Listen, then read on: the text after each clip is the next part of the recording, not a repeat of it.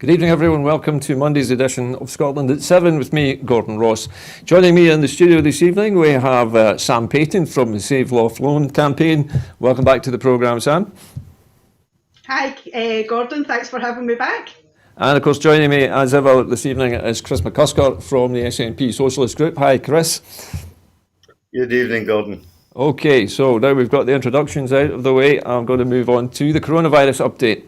And as of 2 p.m. today, a total of 806,779 people in Scotland have now been tested through NHS Scotland labs and the UK government regional testing centres. Of these, 773,873 were confirmed negative. 32,906 were positive.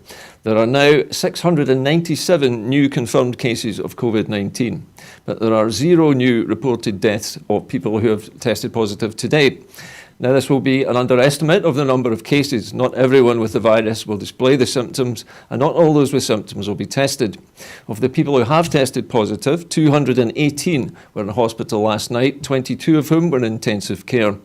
The number of patients in Scotland who have died from complications caused by the coronavirus COVID-19 infection now stands at 2,522. This number only includes those who have died in hospital having received a positive test for the virus.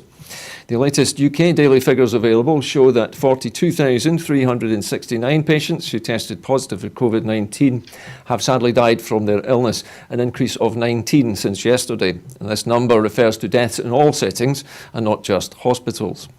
Now, if you'd like to join the conversation here this evening, you can do so on Twitter by following us at BroadcastScot and using the hashtag Scotland@7.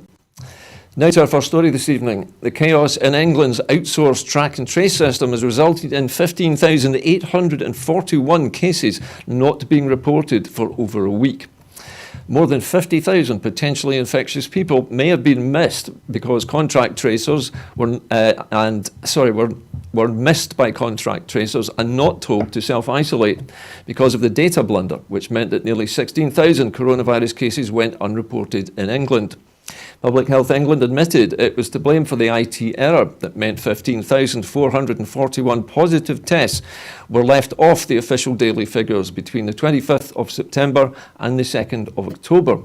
It's thought that the majority of the 15,841 patients were non-complex cases, meaning that they were tested in community settings rather than in hospitals, care homes or other institutions.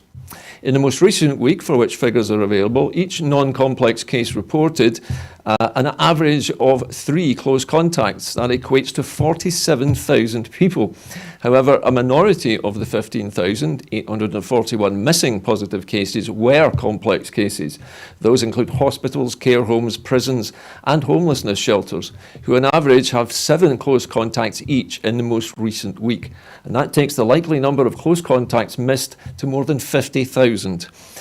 Chris, I think I'll start with you this evening. This story shows a remarkable blunder, apparently caused by a problem with a spreadsheet, it seems. What do you think, Chris? Is this down to the fact that the contact tracing is not being done by government officials? Is it to do with the fact that it's private companies?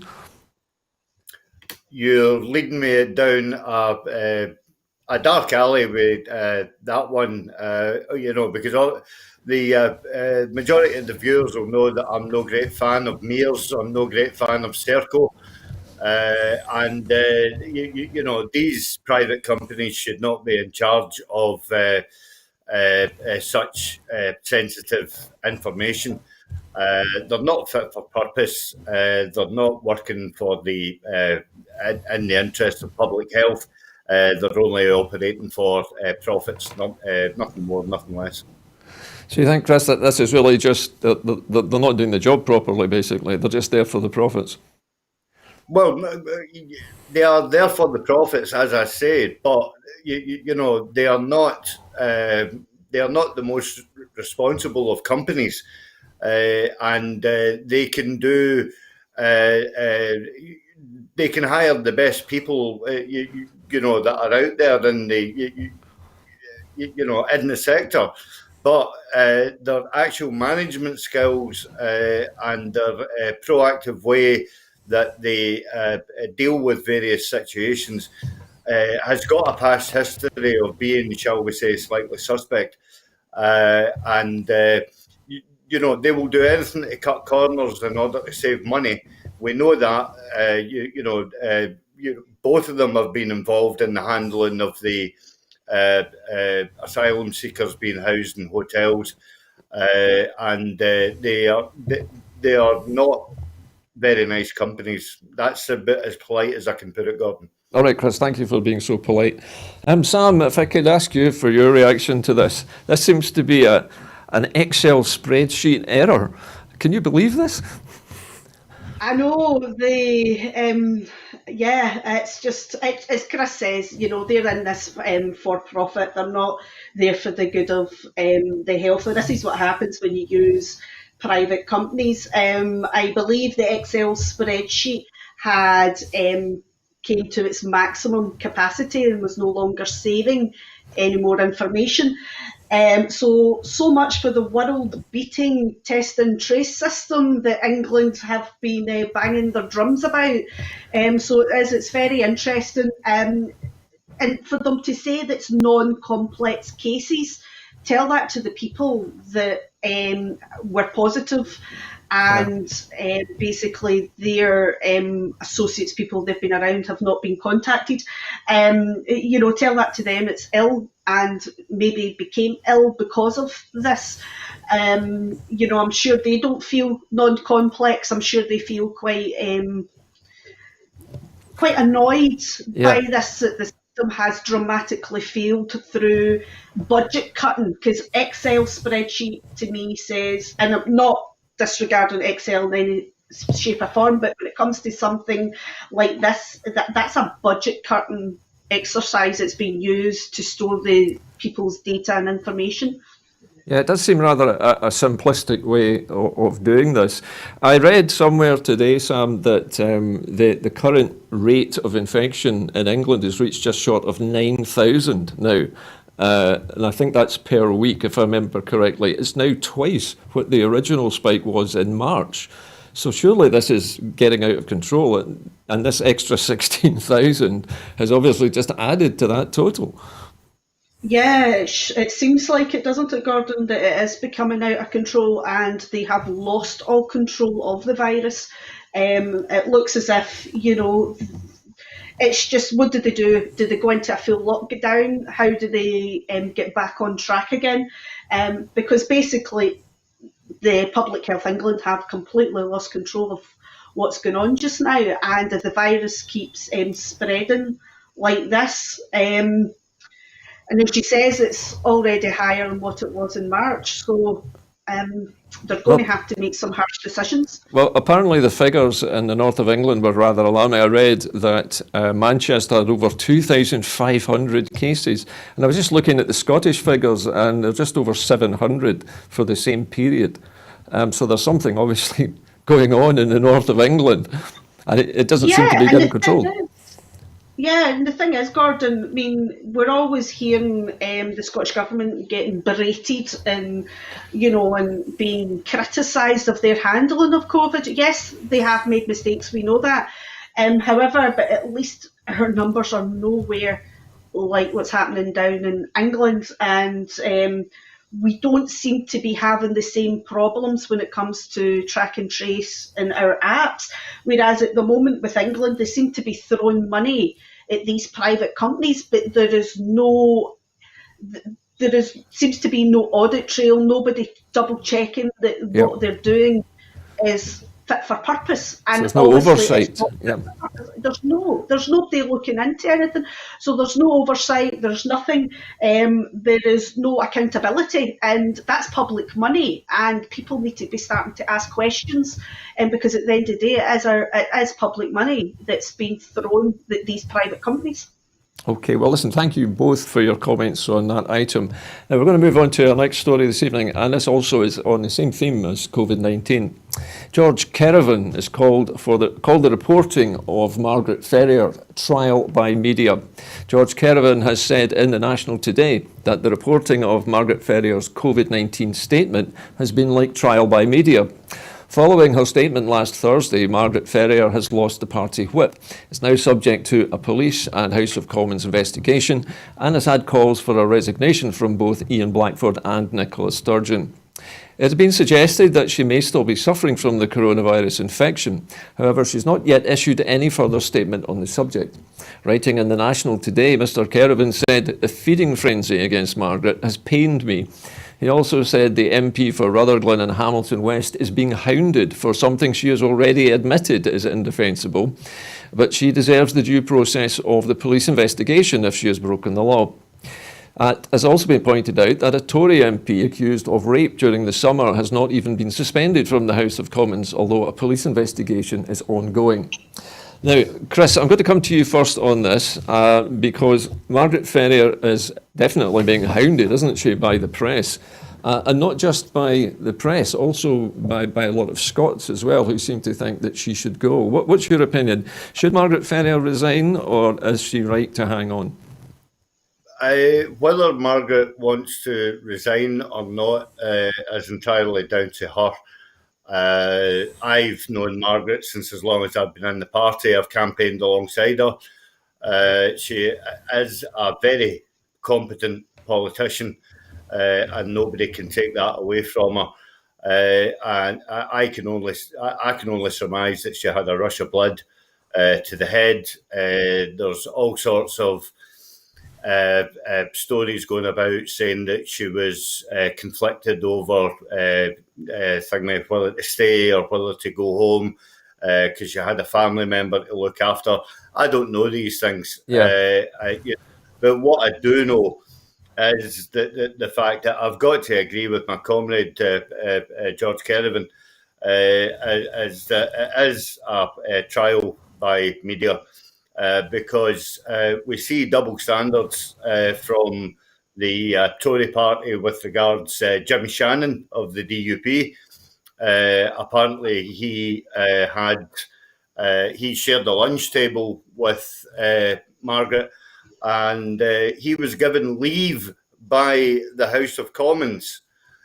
They authorised him to fly back to Ireland in order to self-isolate. So where is the line? Well, yeah. I mean, what is the line? I mean, had Margaret turned round and asked Lindsay Hoyle, "Look, I've just had a test and all the rest of it, and I've got a family member to look after. You know, have I get your permission to go home?" If that had been given, then you know we wouldn't be talking about this. You know, but there's. You mentioned the other case of a Tory MP who has been MIA, shall we say, for several months, and he's still allowed to vote, even though he's suspended. Bearing in mind that he's been suspended from the House of Commons, he's still allowed to vote. And there was our Amy Callaghan, who was ill. She wasn't allowed to vote even by proxy. Again, there's other stories, of a Tory minister who was coughing and spluttering, and he was allowed to take himself 150 miles to go and convalesce. I think, Chris, I was going to mention Prince Charles as well, because many people have brought up the fact that the heir to the throne, who had coronavirus and knew he had it, travelled all the way to Balmoral with an entire entourage, and nobody complained about that. Well, quite a lot of independence activists complained about it, But the press didn't. We've also got Jeremy Corbyn as well, breaking the rule of six, having a dinner party.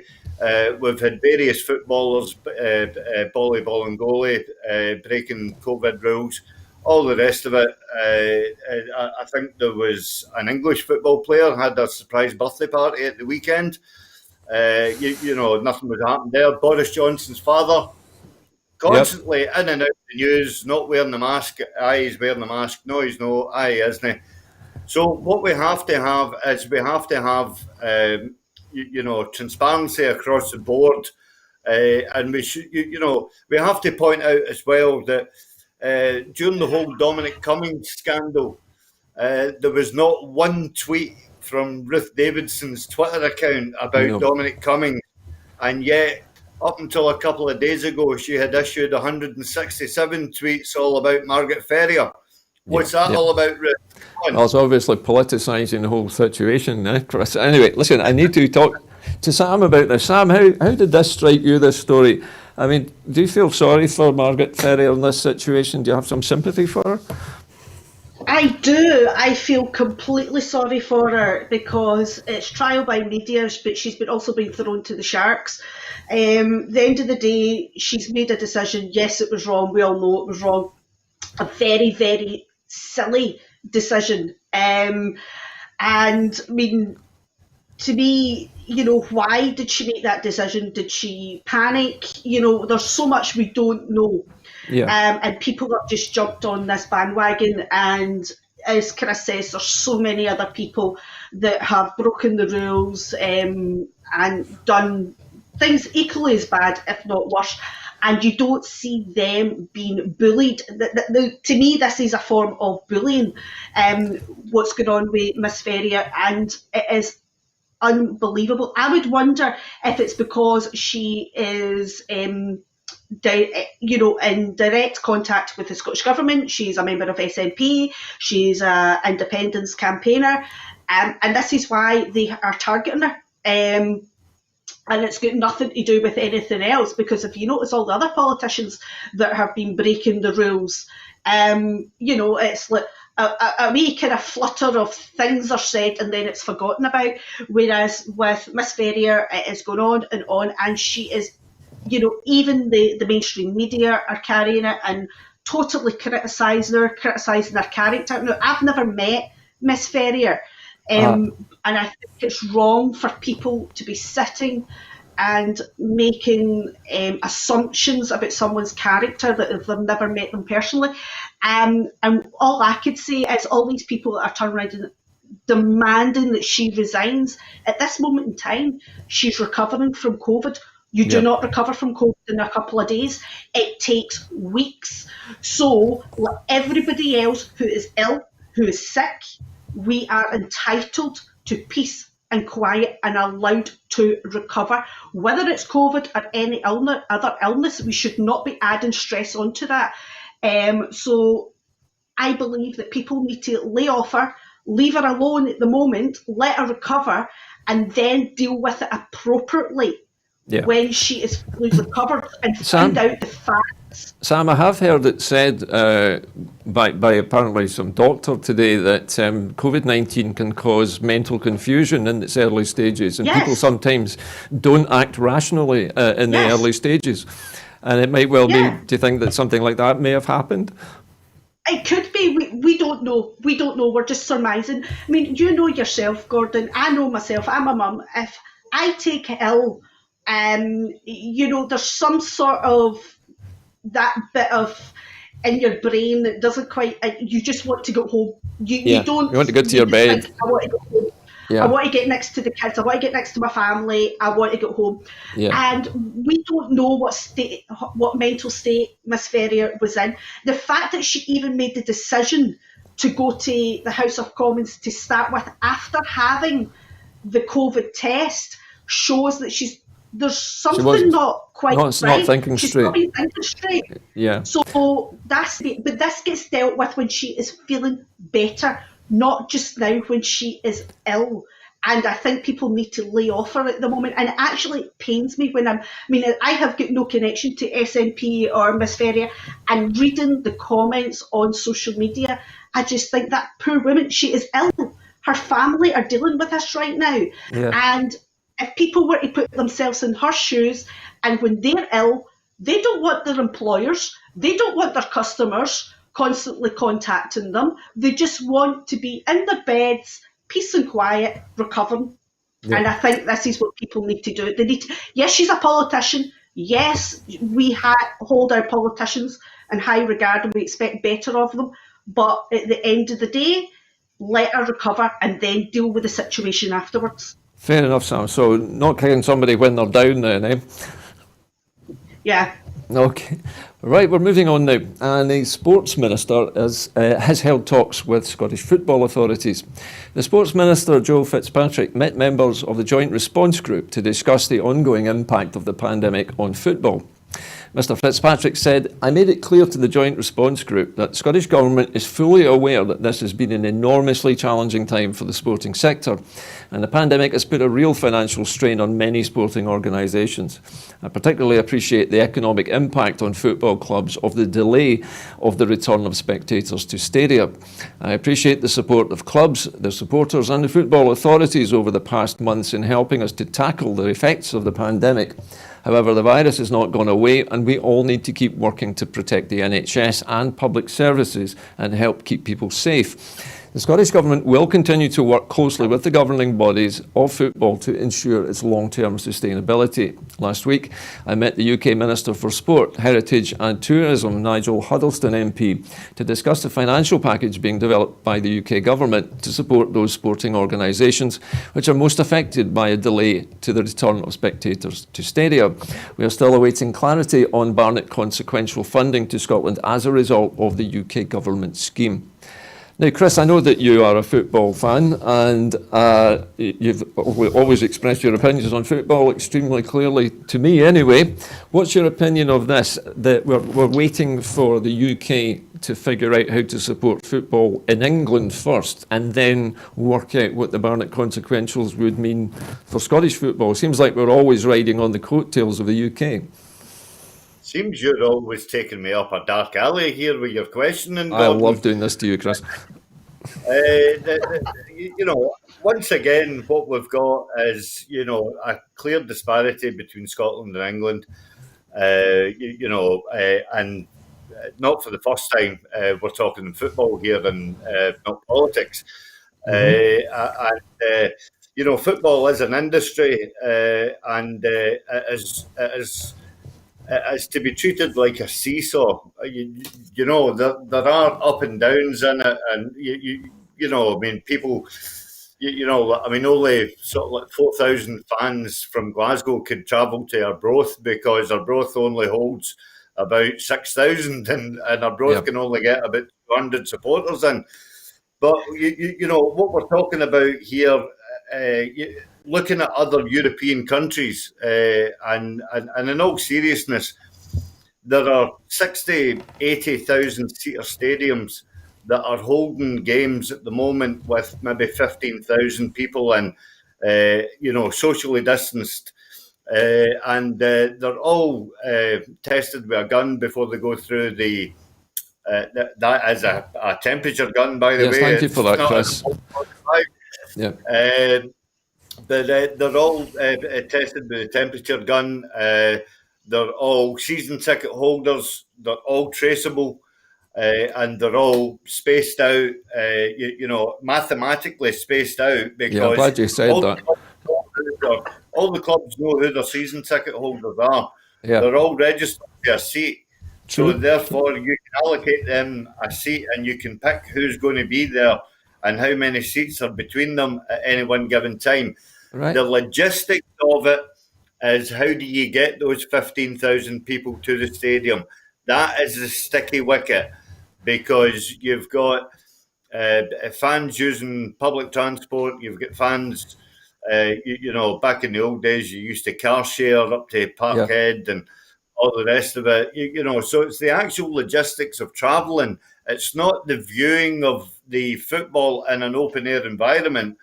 It's just the ramifications of how individuals behave until they get to that controlled environment. Yeah. I'm starting to sound a bit like Jason Leach here, but I'm basically trying to point out to people I'm desperate to get fans back into football. And it is like everything else. It's an industry. And it's an industry that services other jobs within other sectors, it is vital to the country's economics. You know, like cinemas at this moment in time, we hear that Cineworld are closing down their picture houses and making something in the region of possibly 25,000 people redundant. They're not sure that they're actually closing permanently, Chris, at the moment. They haven't said yet. I think it's till April. Yeah, but they are at risk. The interim, but you know, I will give you a wee rule of thumb. My son works in that cinema industry. It's a very volatile industry, and once a cinema closes, it's very, very hard to open it back up again. Oh, sorry about that, Chris. Thanks for that, Chris. Okay, Sam, I'm not sure how much of a football fan you are, Sam, but the game is in trouble in Scotland. It was always a bit dicey, especially for the smaller clubs in Scotland. But having to wait again for the British government to come up with a plan, it always feels like we're waiting for something to happen, doesn't it? Yeah, it does. I used to be a very big football fan in my younger days. Did you? Yes, and I was one of the girls that was always playing football with the boys, and I used to always argue with the PE department because they wouldn't let me go and play football with the boys. That was me. But unfortunately, even though I've got 3 sons, they're not football fans, so I've kind of came away from football, so I don't follow it as close as what I used to follow it. So, but yeah, it's a great sport, and I know I used to absolutely adore it. Get out kicking the ball about, and even going to a game, even just the small local teams. I used to go. Yeah, it's a bit of excitement in the weekend, wasn't it? Yeah, going to Boghead at Dumbarton was my highlight. But even just watching the smaller teams, you know, the wee leagues and things are fantastic. Yes, we can't support the big teams at the moment because there's restrictions and everything, but we can certainly, the small teams that are still you still see the odd wee amateur teams out playing about and kicking a ball about, and it's worth going and supporting them at the moment. But that's a good point, Sam. Yeah, it's going to support them at the moment because, you know, you get some great football watching them, some really great skill, and you get a great laugh as well. You know, it's actually quite good. I sometimes prefer watching them and watching the big games. But however, going back to the original question regarding us waiting for the UK government, this is one of the problems. We're always waiting, playing second fiddle to see what they're going to be doing first, and it's not good. It's not good for any industry, whether it's for our football industry or any other industry. It's not a way to run a country, so to speak. The thing is, whether you like football or you don't like football, there is a lot of revenue in football. There's a lot of money in football, and it is a big industry in Scotland. And we really need to be supporting it and coming up with some sort of plan. Okay, Sam, listen, thank you for that. I didn't know you were a football player in your young days, Sam. That's something I'll need to remember for the future. Okay, moving along now. Not anymore. Okay, moving along. Doctors have condemned Donald Trump's drive-by insanity. Donald Trump drew immediate rebuke from doctors on Sunday afternoon for an insane surprise drive-by visit to supporters outside the Walter Reed Military Medical Centre, where the president is being treated for COVID-19. At least 2 other people, probably Secret Service agents wearing respirators and eye protection, were seen on the video in the vehicle accompanying Mr. Trump, who was also masked during the short drive. James Phillips, a doctor of emergency medicine at the George Washington University, who is an attending physician at Walter Reed, called the stunt insanity. Every single person in the vehicle during that completely unnecessary presidential drive-by just now has to be quarantined for 14 days. They might get sick, they may die, he wrote in a tweet. For political theatre, commanded by Trump to put their lives at risk for theatre, this is insanity. In a second tweet, Phillips added, The presidential SUV is not only bulletproof but hermetically sealed against chemical attack. The risk of COVID-19 transmission inside is as high as it gets outside of medical procedures. The irresponsibility is astounding. My thoughts are with the Secret Service forced to play.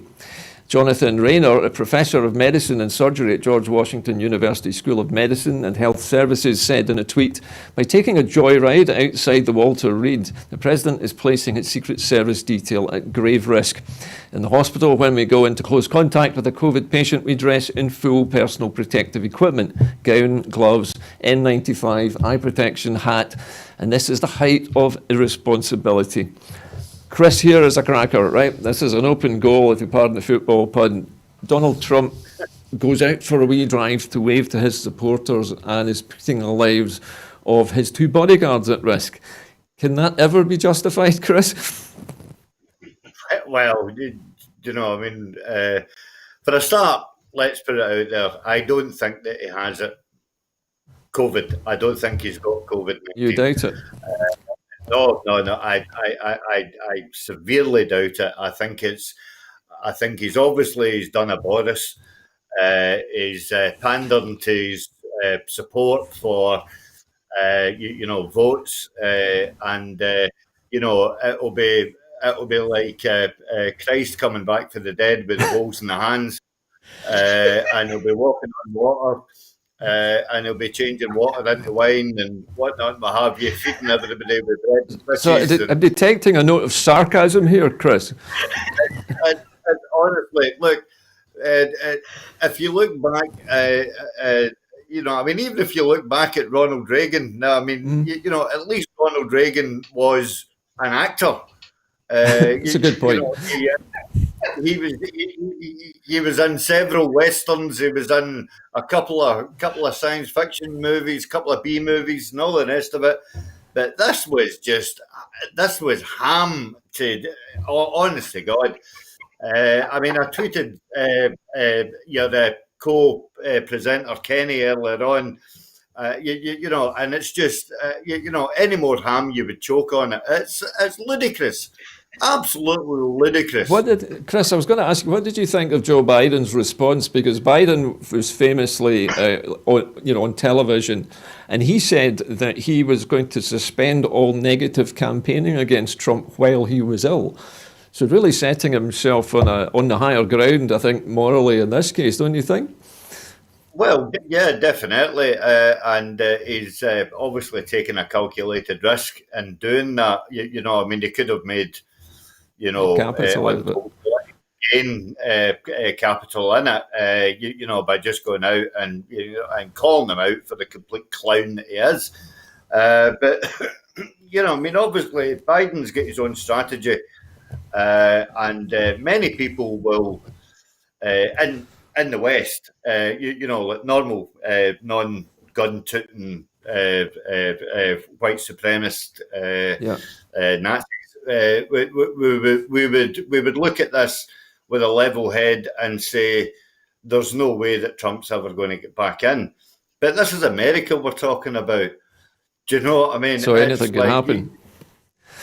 Honestly, anything can happen, and it's just a complete sideshow that Trump is creating in order to keep himself relevant, you got all these imaginary tweets and stuff like that. Saying him and his wife Milana are doing well together, and it's supposed to be something like to get her. And he was talking about Hillary Clinton and all the rest of it. Everything's just a complete joke with this guy. But he's the only one that he doesn't realise that he's the bloody joke and not, the whole charade that he's putting on. All right, Chris. Well, I'm glad you didn't beat around the bush there. Sam, what's your reaction to this story? Donald Trump takes a joyride in a bulletproof, hermetically sealed box with two other men, putting them at risk. Is this the actions of a sane individual? You want me to answer that, Gordon? Yes, please. No. The man is a total fruitcake. Say for talking's sake that we believed that Donald Trump is COVID-19 positive. Why would you go on a wee drive around? Does he think he's royalty? Does he think, it's like something, it's just absolute ludicrous. Now, if another leader around the world had done something like this, you could just imagine what the press would be saying. Because it's Donald Trump, it's given it, oh, look at that, he's out, reassuring his supporters, and, he's an but I do not believe that he has got COVID-19, definitely not. He might have one of the other coronaviruses, like man flu, but he's certainly not got COVID-19. There is no way that he would be driving around with two of his bodyguards in a sealed box with COVID-19. If that was the case, I'm sure he would be giving his bodyguards and his driver and that quite a lot of money for was it danger money they call it? Yeah, it used to be, Sam. Yeah, Sam. Yeah, I heard today, Sam, that Donald Trump's own campaign strategist, or one of his supporters, was interviewed today, and he was saying that the one thing that Donald Trump misses the most is being able to wave to his adoring fans at his rallies. And because he's ill, this is the reason that he put forward for why Mr. Trump went out in the car, so that he could soak up this adulation and wave to his adoring fans. Bless his wee cotton socks. He misses all that admiration of his adoring fans. Really, that just says it all. The man is an absolute nutcase. Does he Certainly think, an egotist, anyway. Oh yeah, it's just. Do you know what I mean? Oh yeah, I'm sick, but I want to go and wave to my adoring fans. Really? Who thinks like that when they're ill? You want to be curled up in your bed, feeling sorry for yourself, not jumping in a car waving to your adoring fans. Well, he's still campaigning, even though he's supposedly ill. Anyway, listen, we need to move on, and back to Scotland this time. And the Scottish Greens have renewed calls for mass testing. The Scottish Greens have renewed their calls for the Scottish Government to introduce mass testing in Scotland to step up the fight against COVID-19. The Scottish Greens health spokesperson Alison Johnson wrote to the First Minister in September, outlining a 5-point plan to ramp up testing across the country. Now, in response to the First Minister's comments today that new restrictions may be on the way, the Greens say it's vital for the government to urgently improve its testing regime. Alison Johnson, MSP, said the Scottish Greens have been consistent throughout the crisis that a robust testing regime must form the basis of Scotland's response to the virus. Now, with cases rising rapidly and the privatised UK testing system failing to keep up, the case for mass testing is stronger than ever. The more information we have about who has the virus and where it's spreading, the better we can tackle it. Sam, I'm going to give you first crack at this one, just for a change.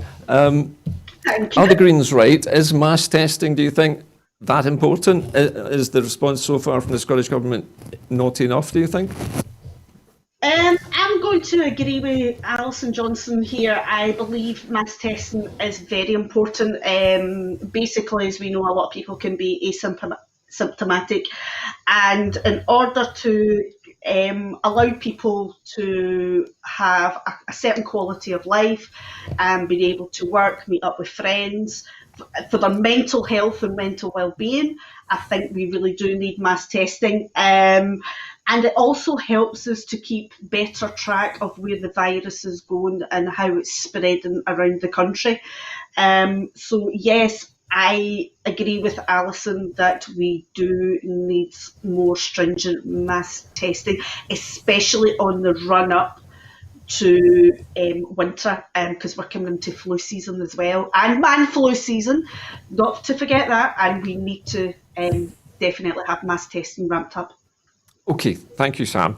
Chris, what's your response? Does the SNP need to do more, do you think, to increase mass testing, as the Greens are suggesting?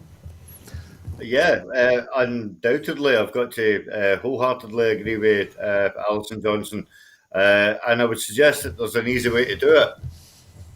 Just have people outside Parkhead, and as the fans are coming in, you take them aside, you give them a test, and then you let them go and watch the match after they've paid their ticket money, of course.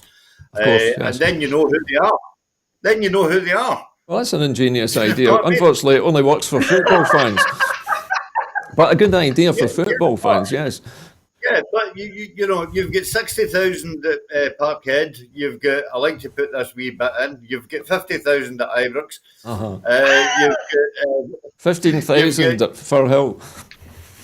Yeah. You've got 15,000 at Firhill. So let's start at Firhill. We can do that over the course of we could do that on a Saturday match and a Wednesday evening match.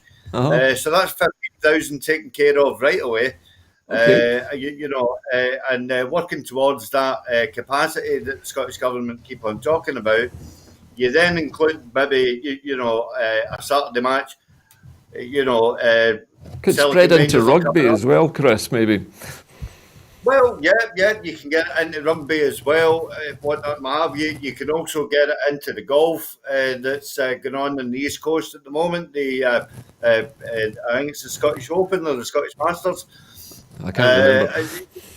There's one of the two of them going on, but there is ample ways in order to do it. What it is there has to be the political will to do it.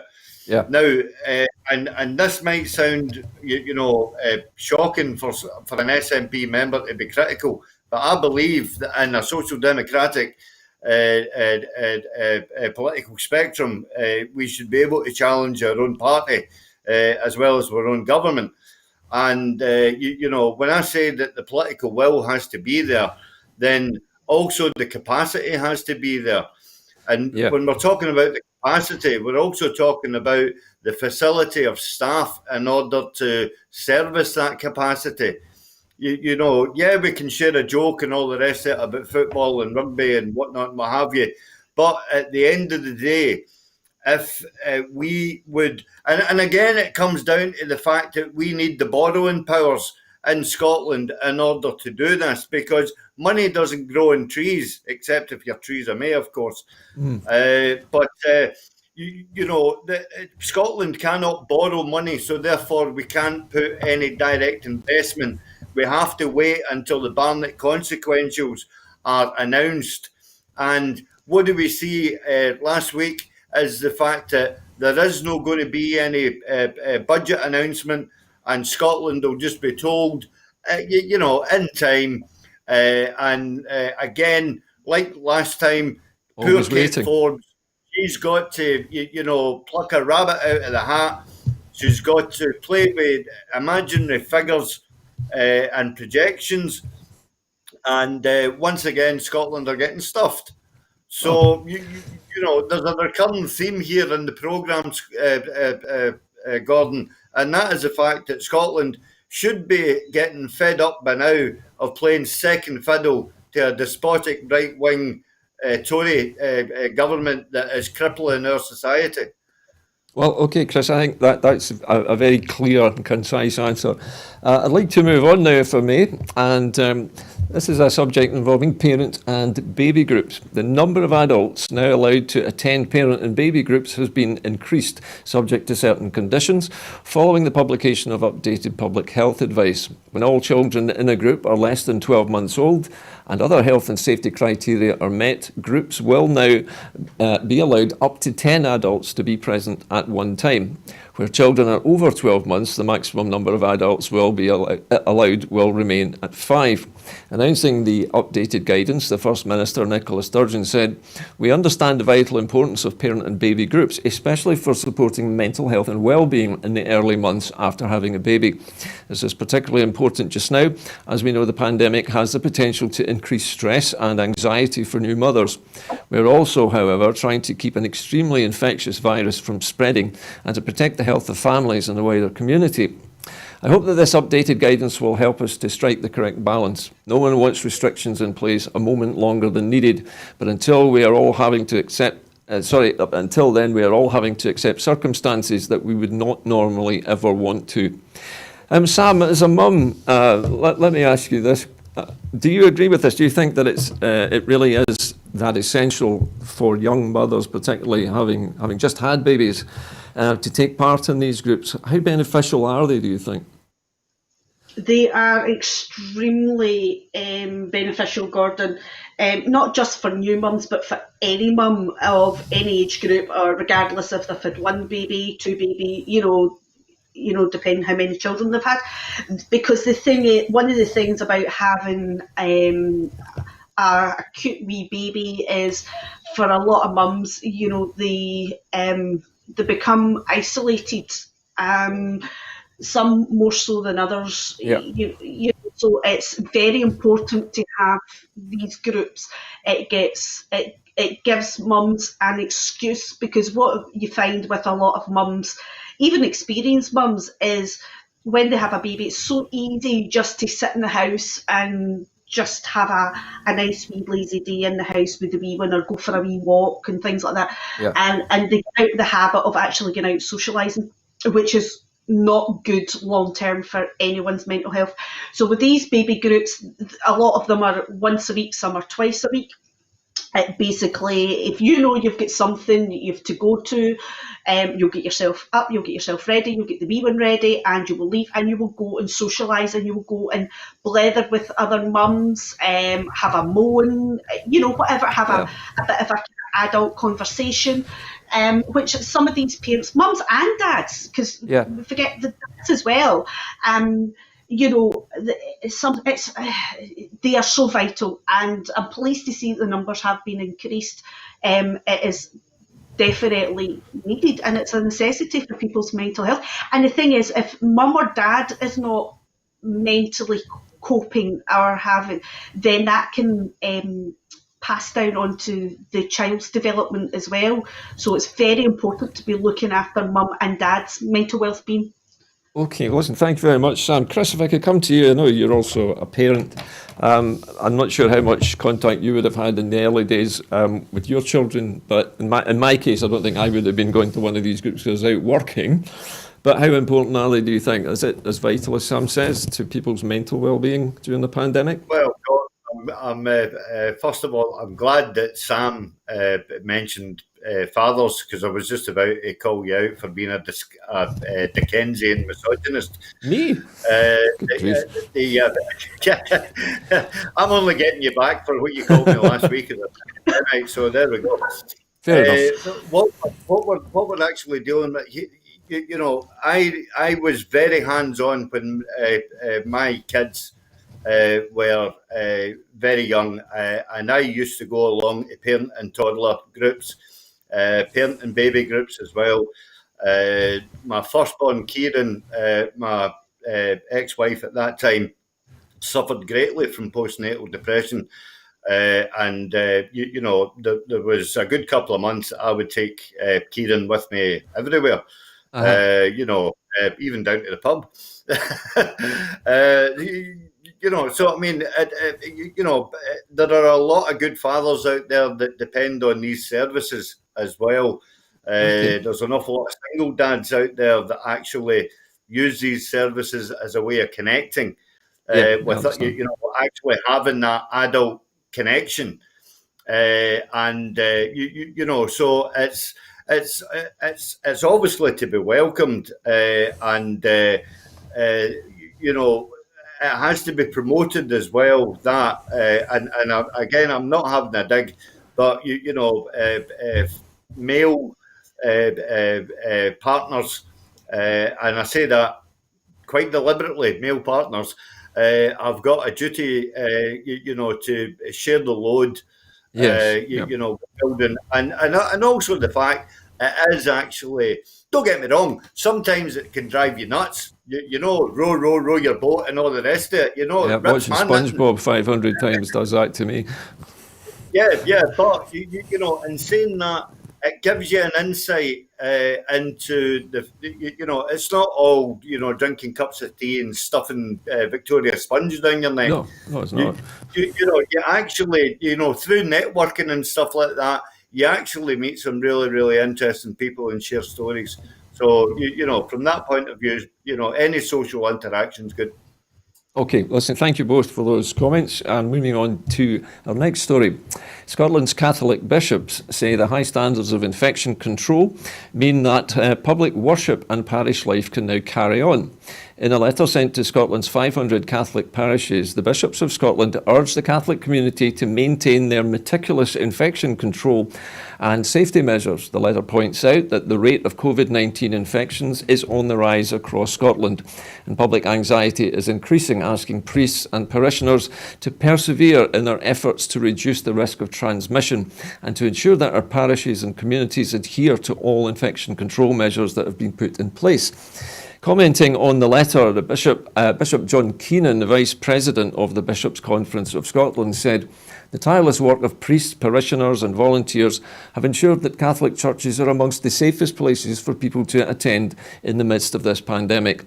The bishops are urging everyone to redouble their efforts to reduce the risk of transmission and to ensure that we all adhere to the infection control measures that we have put in place." Chris, I think I'll start with you on this one. The Catholic Church is coming out really here, and it's helping, I think, by the sound of this, to reinforce the government message, but also, I think, by the sound of this, to give a message to their own parishioners, their own worshippers, that it is a safe place now to come to. How important do you think, Chris, that people's faith is at a time like this? Well, I can't comment on my own because I'm completely agnostic, but and that's coming from someone who was baptised in the Catholic faith. My elder brother, whom I care for, James, he draws greatly from his faith, and I have to laud the local chapel that supports him, St Cadoc's. That they give untold support to him, and sometimes in a one-to-one situation, which is really bizarre. Yeah. To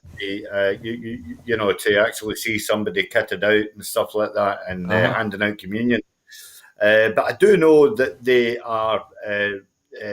keep their numbers down to 50. For their Sunday service and all the rest of it, and they are a great source to people. I don't want to knock anybody's faith in any such way, shape, or form, whether it's Catholicism, Presbyterianism, Hinduism, Judaism, whatever. Your faith is what you draw from it. That's absolutely fine. And again, I hate to use the analogy of football, but they are supportive of the communities that they actually live in. And as I say, it's testament to the service that they've maintained with my elder brother, who actually draws on their support, and I think it's absolutely wonderful. If that's what floats your boat, then fair play and stuff like that. So fair play to them. Okay, thanks, Chris. Sam, briefly, if you would, what's your reaction to this? The Catholic Church seems to be doing its best to keep the place as safe as possible for worshippers. Great news, you would think. Yeah, I mean, at the end of the day, it's kind of. When it comes to faith, it's an individual thing, and again, it comes down to mental health and people's well-being. And if that's what's going to keep people to get through this pandemic, then the Catholic Church or any of the other organised religions putting out reassurance that they're safe places to go, and also putting out the message for people to carry, to be encouraging them to be using. PPE and so forth, then that's a good thing. It's not a bad thing. But as I say, I'm like Chris, I can't really kind of comment. I don't go to church or chapel or anything like that, so I find it quite hard to but as I say, it comes down to people's faith, it comes down to their mental health and their well-being, and right at this moment in time, people are needing all the support they can get, and if they are very supportive. I'm going to use the word institution, but I don't mean it like that. That's all right. I think we know what you mean, Sam, yeah. Yeah, so, at the end of the day, they do offer valuable support to people, especially vulnerable people. So, yeah, it is actually quite important in the communities at the moment. Okay, thank you both very much for that. Now, moving abroad again, and Azeris and Armenians claim that civilian areas have been attacked as NATO calls for a ceasefire. Armenia and Azerbaijan accused each other on Monday of attacking civilian areas on the 9th day of the deadliest fighting in the South Caucasus region for more than 25 years. NATO chief Jens Stoltenberg added his calls for an immediate end to the clashes over Nagorno-Karabakh, the mountain region enclave that belongs to Azerbaijan under international law, but is populated and governed by ethnic Armenians. But prospects for a ceasefire appeared remote after the fighting intensified over the weekend.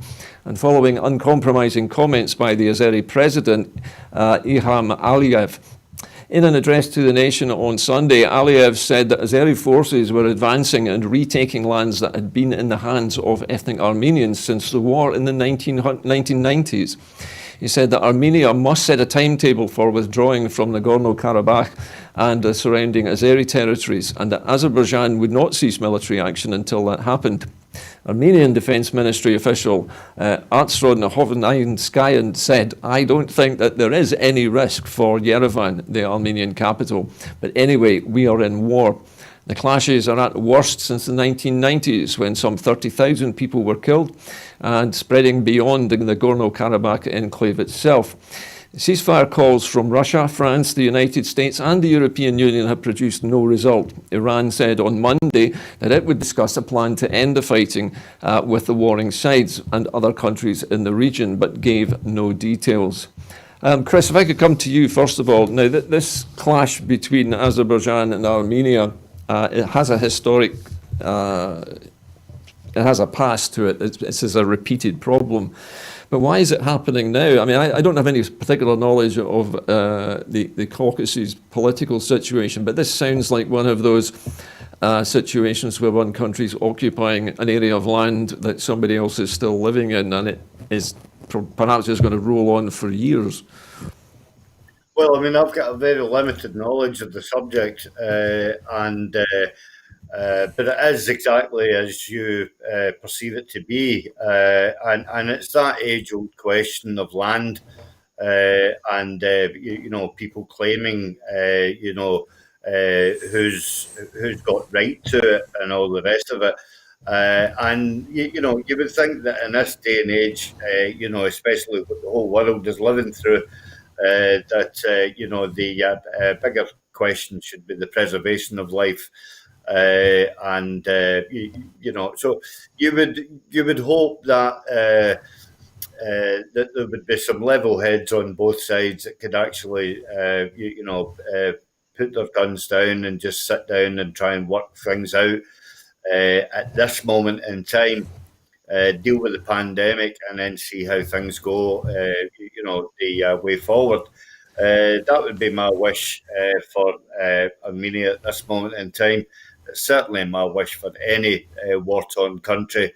We have to bear in mind the fact that COVID is one of the biggest threats to life that we've known since, the early 1900s.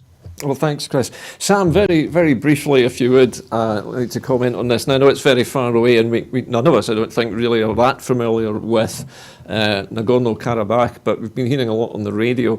This seems very much like a spreading problem. We've also heard problems with India and Pakistan fighting over Kashmir.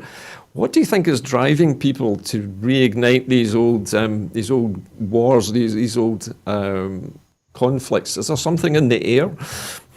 There probably is, Gordon. It probably comes down to the fact that we are dealing with COVID. It's a wee bit you probably need a wee psychiatrist or somebody like that on the show to answer that question.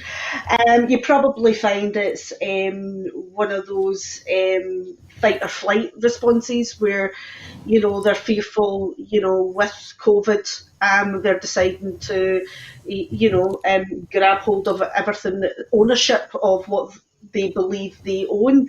So you probably find, and also as well, it could be one of those ones where one side views the other side to be weaker due to COVID, and taking advantage of, an already, an existing crisis to try and get the upper hand, which is absolutely disgusting. I don't get that way of thinking. I don't understand it, but you see it quite a lot in war-torn countries. Age-old wars reigniting, whenever there is another crisis afoot. But I believe that the disputed land between Armenia and Azerbaijan, there's some sort of gas pipeline or something. There is. There is a gas pipeline, I think, from the Caucasus to Russia. Yeah, so not just about a piece of land. It's about assets as well, and it's the age-old, geopolitics. Fight about money. Yeah. Well, listen, Sam, we've virtually run out of time this evening, so I'm going to have to wait to show up. We've had a very interesting programme this evening, but it's come to that time in the evening where I need to ask you for your help. As you know, Broadcasting Scotland works only because you help us to pay for it. So if you would like to become a Broadcasting Scotland supporter, you can do so by following the instructions on your screen now.